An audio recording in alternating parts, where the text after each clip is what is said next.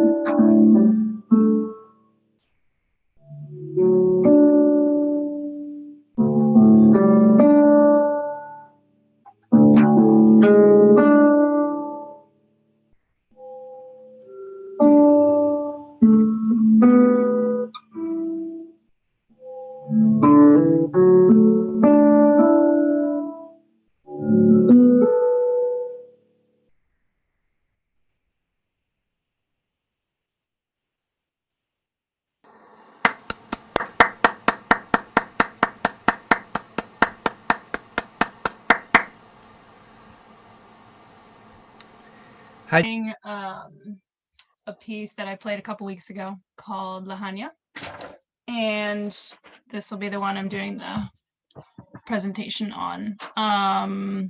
It's by Jaime Zeneman. He was born in 1953 in Bolivia. Just some brief notes on him. He studied abroad in Israel, Spain, and Portugal, and in South America. He taught for some time at the Berlin Academy of Music, and he's written a lot of advanced concert repertoire, but also a number of beginning and intermediate guitar pieces. So this piece is in D major. It's in 4/4 time, and the thing I like about it the most is the way he uses the non-chord tones to kind of propel the melody forward. That's kind of what I've discovered as I've learned this throughout the semester. So here it goes again. Lahania.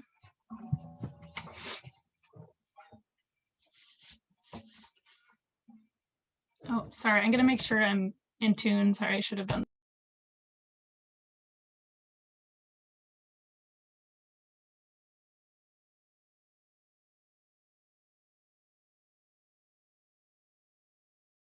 You don't ever have to apologize for tuning your guitar to me. Yeah, okay, thank you. I was saying I probably should have done that before, but here we are.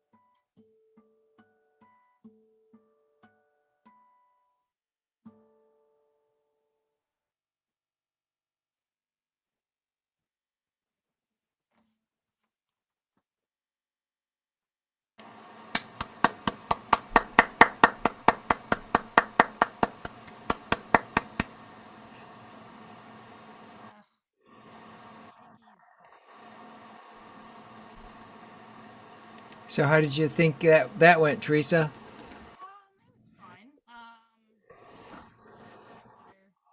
For you, Mr. Marshall, and our lessons, but as per usual, my usual complaint, I'm just working on the shakiness. It's frustrating to me that my hand starts, I can't get it to do what I want because it starts You, trembling. I have to confess, I'm having a little trouble hearing you.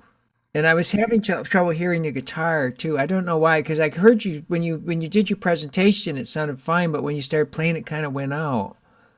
And right now, it's a little soft. Okay.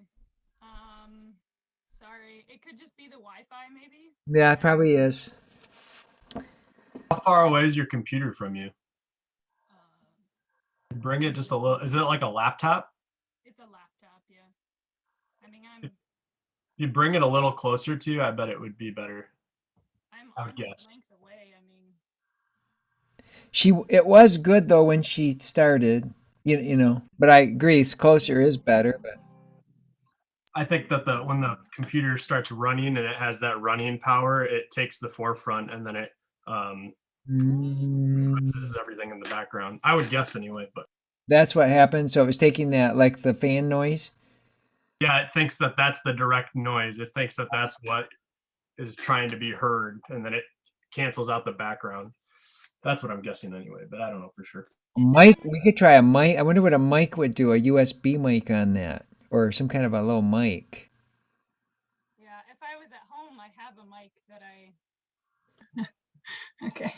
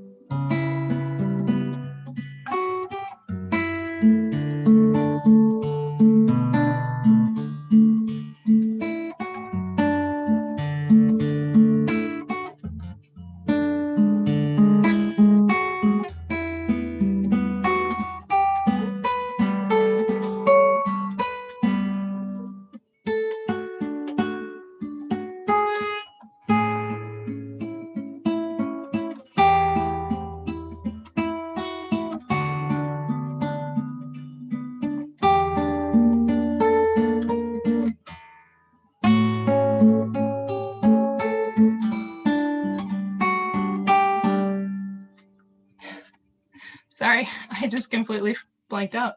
Um,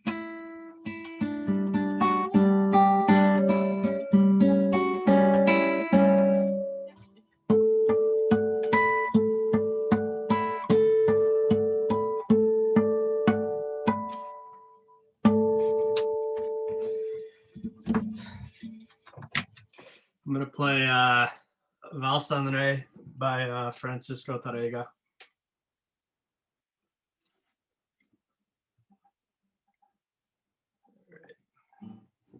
Oh, comfortable.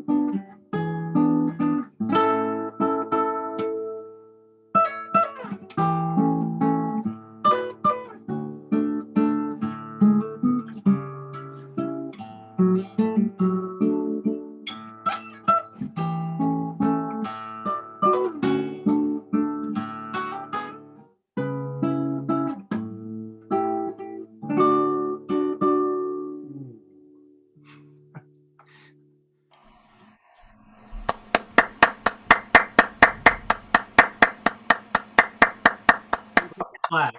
My nail. I just man, I was like on the strings there. You weren't happy with your sound?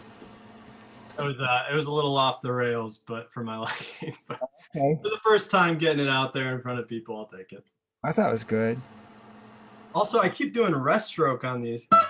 I keep wanting to do rest stroke, but I can't control that. So I need to do free stroke on that, I think. At least for right now. Because I kept getting choked up on that part. I think rest stroke could be okay. I know, but I couldn't pull it off. What I work on is like playing a light rest stroke. You know, like I can almost play it like it's not. You can't even tell it's rest stroke sometimes. I just play it so light. You know, my free stroke and rest stroke sound very, very. I make them sound really close to the same thing. But I use a light rest stroke on that. I think because you know to get the grace note and everything. I tense up there a little bit, and I think that's my. I mean, I used to have that too. Every time I play rest stroke, I'd be hard rest stroke. That's why I worked on doing it light, and I got more control over it when I did that. Just that section going up here and then quickly going down, and then back up and then down. But I get tense just in that section in general. Okay. Well, how would you practice that to maybe help that? more practice for one helps. And then also, I know that sometimes we've done that practice before where you just kind of lightly press on the string as light as possible. So I try to do that. I try to remind myself. I know I don't need to be pressing as hard as I do, but when you start playing, you think about all the things that are going through your head, and I lose that thought, and then I forget to do it. And I would say too, slow down when you practice. yeah, Practice slower. I mean, just commit to like making it super easy. I've seen so many players like do this. Like I'm talking about like master classes with famous players. What they'll do. I mean, I don't know this, but I guess it's that. So like they'll just be maybe a spot they don't know, and they'll be like they'll do that, trying out some fingering. Or I guess you're using two on that. They'll just go real slow, make it super easy. Like they're teaching a lesson, they're trying out a finger, and they do it like 5 or 6 times like that, and then they'll just be, and then they'll just go and they'll have it. But I mean, I've seen David Russell do that. I've seen Memo Barwaco do that. I've seen Christopher Parkening do that. They'll just be like playing super slow and like it's almost effortlessly, but they go slow enough that they can do that. And they'll do it like 4 or 5 times. Trying, let me see if this fingering works, or something. And I've seen them do that. That's what I would do. yeah, I need to do more of that. I need to practice this piece more.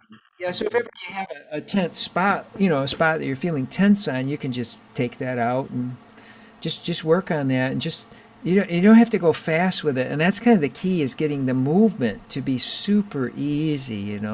I had this when I student taught. I worked with this music teacher in Grand Rapids. This was, let's see, 1979. That was, you guys remember 1979? Yeah, that was a good year. Oh, I remember. 1979. I was student taught in Grand Rapids. Warren Faulkner was and that was his name. Great music teacher. He was about ready to retire, but we did the elementary schools together.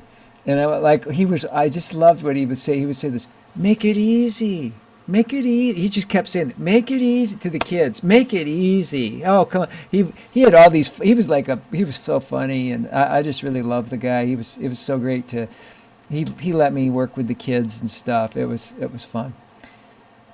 But I just love that. Make it easy. So it's good advice. Make it easy. So sometimes we have to slow things down. We have to do things to make it easy. And it might not always feel easy, but it's worth working on. It gets easier. But like I said, even though you do that, it gets better, but it might not always feel easy, but it's good to work on. And it does. I think it'll pay off for you if you do it. Hey, does anybody have any more comments for David before we end class today? I had a question. Yeah. Well, since we're talking about this, David, what are you doing? How's your breathing right there at that spot? Probably not. I'm probably haven't took a breath for about 30 seconds at that point. I'm not sure. I'm not conscious of it, but I know that that's a natural problem of mine, to hold my breath. That could be part of it. I think, all the things that Mr. Morris said, totally true. I think this, because this, I just know this from experience, because I kind of do the same thing. I don't now as much because I'm very conscious of it, but that's at the very beginning of a section. So I'd take in a really good breath, and kind of those 2 first figurations, that'd be a big exhale for me. Just, very slow, not like, I just consciously be breathing out towards that. Because when you hold your breath, you're gonna tighten up immediately. Your body does not like to hold its breath. Right. Yeah. So that would be so as you're incorporating all those other things into it, take a look at that too. Yeah, I still need to work on that breathing.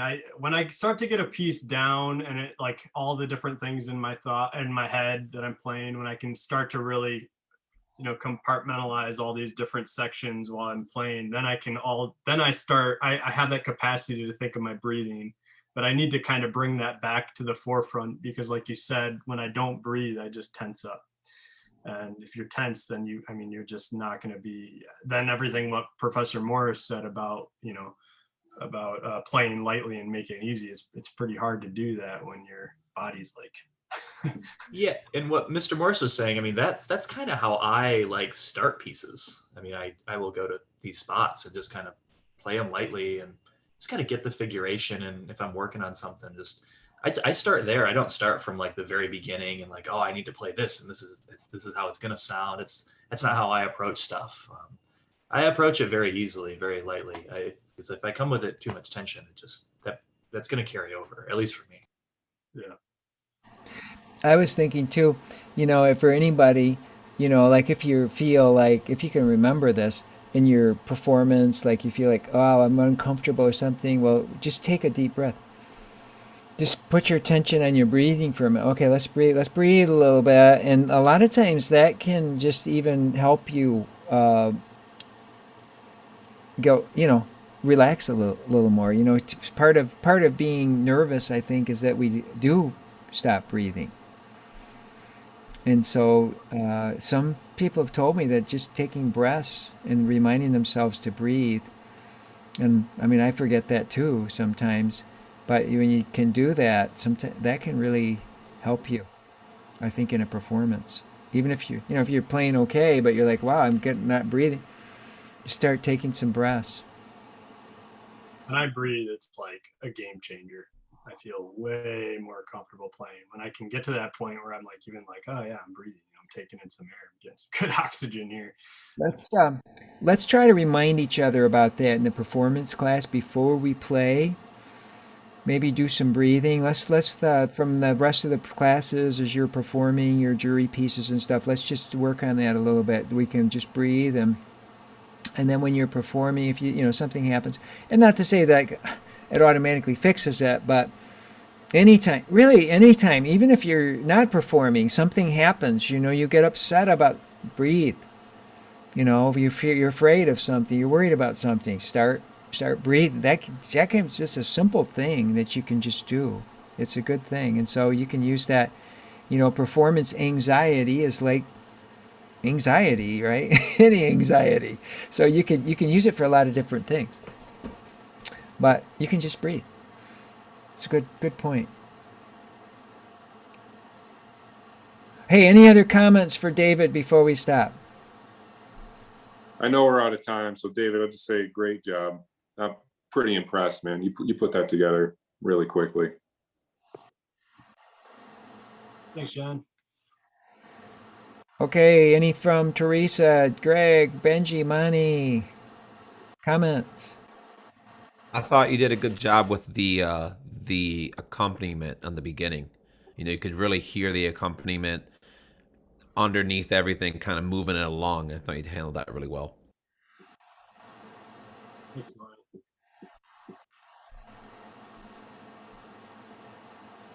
Anybody else? Greg? Just as always, man, just another good job. You might have been nervous, but you pulled it off really well.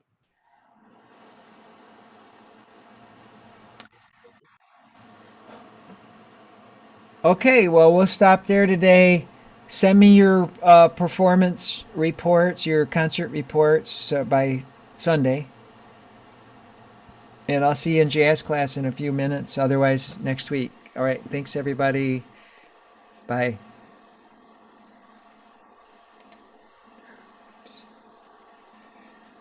Kyle. Yeah. Hold it just a second. All right. I'm not recording. Okay. Wait. Okay. It's on my end. It says you are still.